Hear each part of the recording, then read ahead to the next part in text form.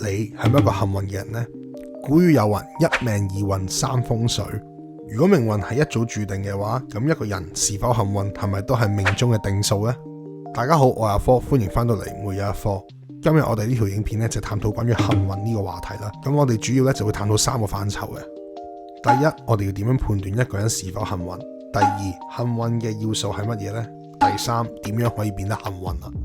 先去第一個話題就係點樣判斷一個人係咪幸運呢？咁如果大家有睇過我呢個 channel 咧，關於一個不幸嘅影片咧，大家就會知道咗咧，其實不幸呢樣嘢咧，只不過係一種我哋嘅感受啦，同埋我哋嘅選擇嚟嘅啫。所以按照呢個邏輯咧，其實一個人是否幸運咧，都係佢自己嘅選擇同埋佢自己嘅感受。咁換言之咧，一個人如果認為自己咧係一個幸運嘅人咧，其實佢就係一個幸運嘅人；如果佢認為自己不幸咧，佢就係不幸嘅。換句說話講咧，幸運呢樣嘢咧係一種好唯心主義啦，好主觀嘅感受嚟㗎，其實係唔存在住客觀嘅觀察嘅。所以我哋今日嘅探討咧都係圍繞住幸運咧係一種唯心主義啦，非客觀嘅主觀感受，然後去探討呢一個話題嘅。咁一個人擁有啲咩要素先可以令到佢更加容易成為幸運嘅人呢？咁我就觀察到咧，一個幸運嘅人咧，多數都會擁有2個好好嘅要素嘅。第一個要素咧就係內部歸因，而第二個要素咧就係成長型心態啦。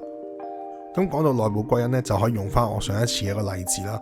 就係一個女仔，如果佢喺感情路上面咧，成日都遇到渣男，係個渣男磁石嘅時候咧，喺呢個時候咧，佢可以選擇2個方法，一個係外部歸因，而一個就內部歸因。喺外部歸因嘅過程裏邊咧，佢就會認為自己遇到所有嘅渣男都係不幸嘅，其實佢自己唔想咁樣做嘅，個渣男都係想貪圖佢嘅身體，所以先會接近佢。喺呢個過程當中咧，佢係冇思考過自己點解會咁容易揾到渣男，亦都冇諗過點解自己中意渣男呢樣嘢嘅。而內部歸因咧，即係話佢會反思下究竟點解自己嘅行為會咁容易吸引到渣男啦，佢自己嘅性格係咪有啲咩問題，所以成日都會揾到渣男啦，又或者佢喺渣男身上面想獲得啲乜嘢，下次可以點樣避免啲渣男啊？一個願意內部歸因嘅人呢，遇到任何挫折嘅時候，多數都係會反思下自己喺呢一個過程裏邊做咗啲乜嘢，有啲咩做得好，有啲咩做得唔夠好，然後可以咧導致到下次更加順利咁做到自己想做嘅事嘅。所以一個會內部歸因嘅人咧，一般嚟講唔會經常性話自己係不幸嘅，而且咧甚至係會願意去學習，視每一個挑戰咧或者一個挫折咧都係一個成長機會。咁多數一個願意去內部歸因嘅人咧，佢都會擁有第二個令到佢幸運嘅一種心態嘅，就叫做成長型心態啦。咁成長型心態咧就係一個心理學巨頭叫 Carol Dweck 嘅一個女心理學家咧推出嚟嘅一個思維模式啦。佢就係講緊咧人咧一般會分成2個思維模式，分別就係成長型心態 Growth Mindset 同埋定型心態 Fixed Mindset 啦。咁一個有成長型心態嘅人咧，一般都認為咧自己嘅能力啦、資質啦、技術啦都係可以訓練出嚟嘅。我哋可以透過後天嘅訓練咧去改變自己嘅，就唔係所有嘢都係命中注定、先天整定嘅。咁換言之咧，佢會將所有嘅失敗啊同埋唔同嘅挫折咧，都會變成咗鼓勵自己去成長嘅一個工具啦。佢就唔會將所有嘢咧都歸咎於不幸啦。所以其實佢呢種人嘅心態咧，一般嚟講都係會比較幸運少少嘅。咁當我哋介紹完一個幸運嘅人擁有嘅2大要素之後咧，就要討論下點樣可以幫助自己變得幸運啦。咁其實變得幸運咧，亦都冇想象中咁難嘅啫喎。其實係有方法可以做到嘅。第一個方法咧就係避免進入一個惡性嘅循環啦，唔好成日都依賴不幸做我哋嘅藉口啦。第二個方法就係盡量避免喺社交圈子裏邊咧出現咗一啲自認為不幸嘅人啊。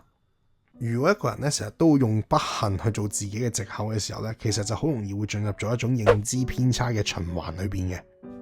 咁首先咧就係呢個人咧會對外歸因啦，將自己所有遇到嘅唔開心嘅事咧都係歸咎於外界對佢不幸啦。然後佢自己就會相信呢種不幸咯，於是就會確立咗一種認知嘅偏差，就認為自己係一個不幸嘅人啦。咁由於佢認為自己一個不幸嘅人咧，佢做所有嘢咧都係會抱住一種負面啦，同埋一種緊張嘅心情咧去做嘅，就覺得哎呀死啦，我咁不幸係咪都係會衰噶？於是咧佢就會加強咗呢個信念，而抱住呢一種負面不幸嘅信念去做事嘅時候咧，佢亦都會增加咗佢失敗嘅機會率。而當佢失敗嘅時候咧，又會歸咎於外界對佢嘅不幸，於是就形成咗一個惡性嘅循環啦。呢一種負面情緒同埋認知偏差咧，影響到我哋生活日常嘅呢個例子咧，係真係有科學實證嘅。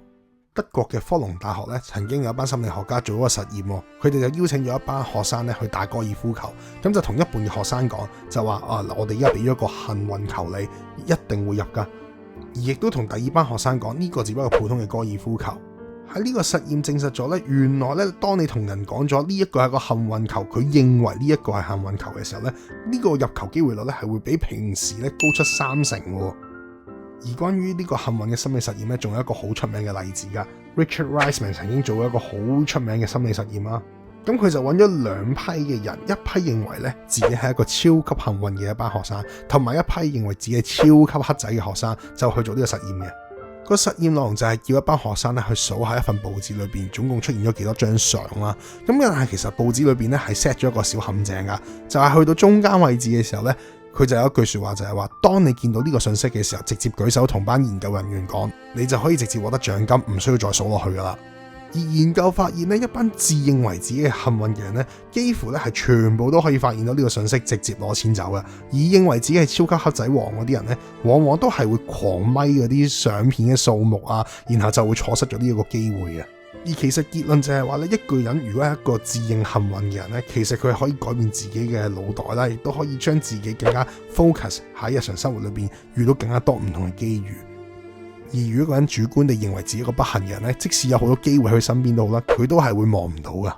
咁所以從呢個實驗係咪更加證明咗一個人是否幸運同埋不幸都係你自己選擇而成嘅呢？其實即使係同樣嘅機遇擺喺你眼前，你自己認為自己幸運嘅，你就有機會把握得到。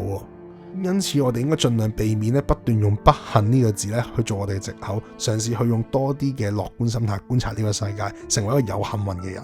而第二點就係我哋社交圈子裏邊盡量都唔好出現咁多呢啲 emo 啊，認為自己不幸嘅人啦。因為我哋知道一個人認為自己不幸有其實佢好難去改變自己嘅，因為佢已經有一種外部歸因嘅趨向。咁所以即使你嘗試去幫助佢都好，佢都會認為自己不幸。咁與其你去不斷花心思去投入去幫助呢啲認為自己不幸嘅人，甚至佢嘅負面能量仲會傳播俾你。有見及此咧，喺我哋嘅社交圈子裏邊，盡量出現少啲不幸嘅人，或者認為自己不幸嘅人咧，其實係會更加有助我哋去建立翻一種正面啲嘅思想啦，同埋去相信自己係一個幸運嘅人嘅。去到影片最後，究竟你係一個幸運嘅人，定係你一個不幸嘅人呢？大家又會唔會重新去審視自己呢？如果只不過係透過改變一個思想，改變一個口頭禪，就可以幫助自己變得幸運，你又願唔願意去嘗試一下呢？ You've got to ask yourself one question. Do I feel lucky? Well, do you, punk?